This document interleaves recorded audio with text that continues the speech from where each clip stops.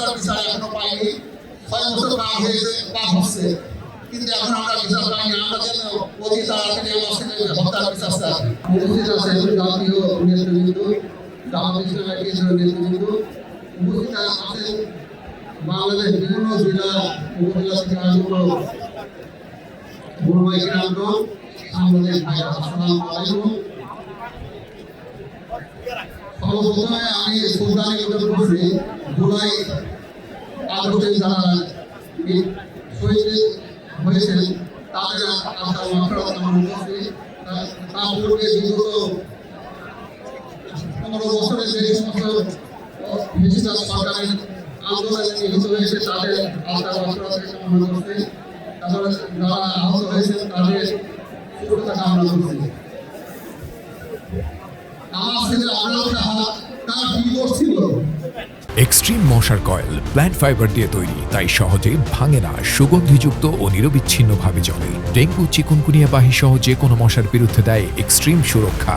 তার দোষ ছিল হচ্ছে এই দেশের সরকার যে কিছু মানে যেগুলি বৈষম্য বিরোধী কিছু চুক্তি করেছিল ভারতের সঙ্গে, সেইটাই আমার ছেলে হচ্ছে সেটা ফেসবুকে সেটা ছিল। এদের মধ্যে ছিল ফিনি নদী থেকে প্রতিদিন 1,35,000 কিউসেক পানি ভারতকে বিনা উদ্যোগে তাকে দেওয়া হচ্ছিল। সেটা গোপনে হয়তো এই চুক্তিটা করেছিল, সেটাই ফেসবুকে দিছিল। তারপর তৎকালীন 47 সালে যে ভাগ হওয়ার সময় তৎকালীন সরকার পশ্চিম বাংলার কলকাতা বন্দর ব্যবহার করার জন্য সেটা অনুমতি চেয়েছিল, কিন্তু তারা দিয়েছিল না। তার বিনিময়ে এই ফেসিলিটি সরকার মোল্লাপুর তাদের ব্যবহার করার জন্য অনুমতি দেওয়া হয়। তাছাড়া আমাদের দেশে মাছ আমরা পাই না, ইলিশ মাছ পাই না, সেই ইলিশ মাছ অল্প দামে তাকে ভারতে গিয়ে দেওয়া হতো।